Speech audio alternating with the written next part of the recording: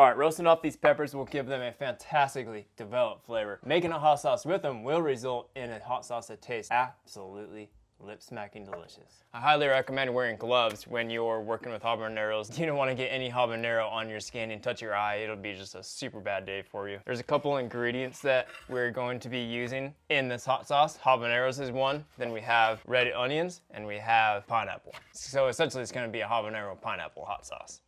So all I'm going to do is take off the stem on the habanero. I'm just going to roast them off just whole, just like this, seeds and all.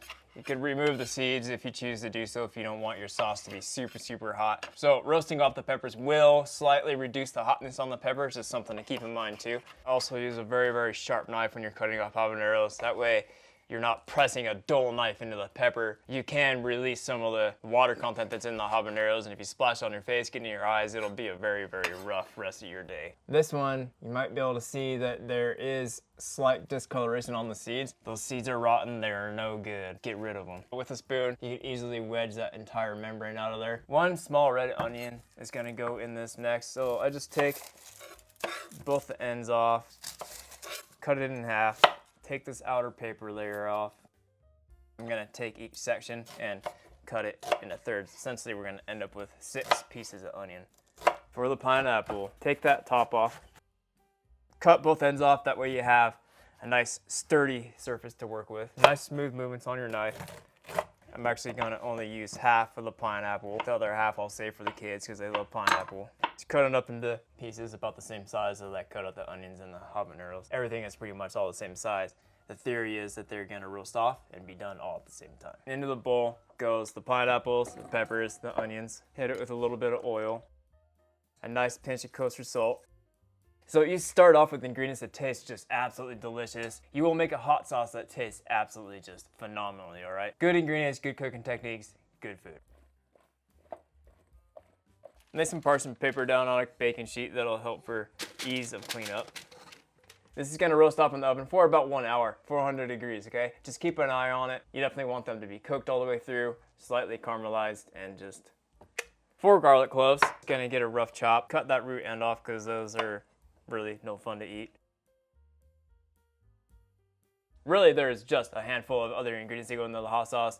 You got the things that are roasted off in the oven: pineapple juice, brown sugar, garlic, and a handful of spices and some vinegar. That's it. This pepper is actually really close to being done, so I'm gonna start with the base of the sauce now. Starting off in a cold pan, I have it heating up on number 3 on the dial, just a medium low. Throw the garlic in. Sweat that garlic down until it starts to cook all the way through. Salt the garlic now, which is gonna pull that beautiful natural sweetness out that the garlic has, okay? I don't wanna caramelize the garlic, I just wanna make sure that it's nice and soft. Cooking the rawness off of it is all I'm doing.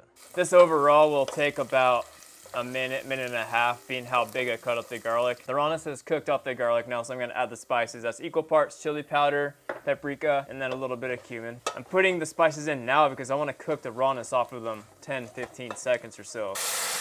Now I'm gonna go in with a little bit of vinegar. I'm gonna reduce half a cup of vinegar to about 2 tablespoons. Constantly stirring because I want to stir all the spices throughout with the garlic. Brown sugar is going to go in. Little splash of pineapple juice. Start with about a tablespoon of that. You got sweet, you got spicy, you got a little bit of acid in the vinegar. The pineapple juice helps pull it all the way through. These peppers are beautifully roasted off, nice and charred look to it. They're a little dried out, but they're going to get rehydrated. Going to cover them with pineapple juice just so that the juice covers them. Okay, so from here, I'm gonna add a little pinch of salt, bringing these ingredients up to a slight simmer, and I'm gonna let them simmer for about 5 minutes until those peppers and the onions start to rehydrate a little bit more.